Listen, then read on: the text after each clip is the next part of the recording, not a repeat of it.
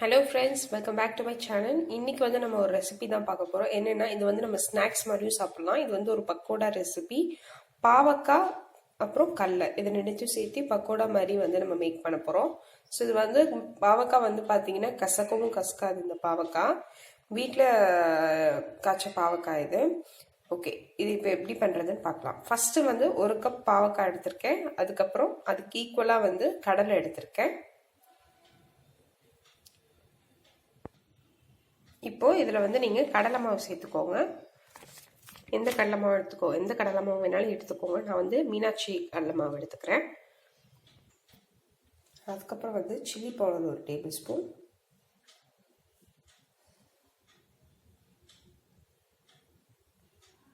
அதுக்கப்புறம் கொஞ்சமாக தண்ணி சேர்த்துட்டு எல்லாத்தையும் உப்பு கொஞ்சோண்டு சேர்த்துட்டு எல்லாத்தையும் வந்து நல்லா மிக்ஸ் பண்ணிக்கோங்க. உங்களுக்கு கடலை மாவு பத்தலைன்னா இன்னும் கூட கொஞ்சம் சேர்த்துக்கலாம்.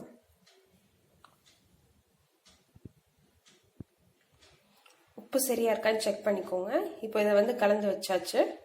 இது வந்து ஒரு 15 நிமிஷம் வரைக்கும் நல்லா ஊறட்டும். இப்போ வந்து ஒரு சின்ன எண்ணெய் சட்டியில் எண்ணெய் சூடு பண்ணிக்கோங்க.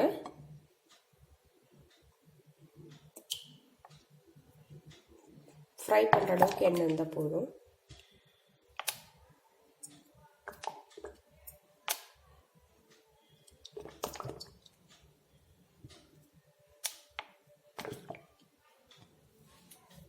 நல்லா சூடாகட்டும்.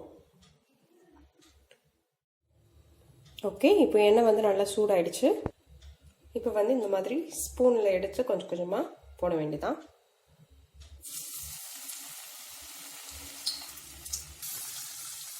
இப்போ இந்த மாதிரி கோல்டன் ப்ரௌன் ஆனோன்னா நம்ம வந்து எடுத்து வச்சிட வேண்டியதான்.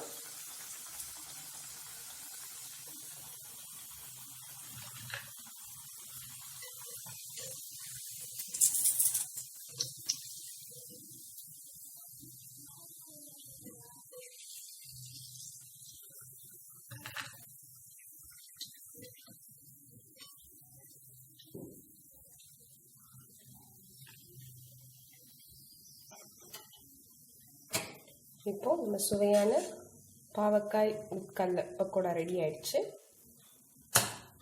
பாருங்கள், பார்க்கறதுக்கே சூப்பராக இருக்குது, கிறிஸ்பினஸாகவும் இருக்குது. டேஸ்ட் பண்ணி பார்க்கலாம்.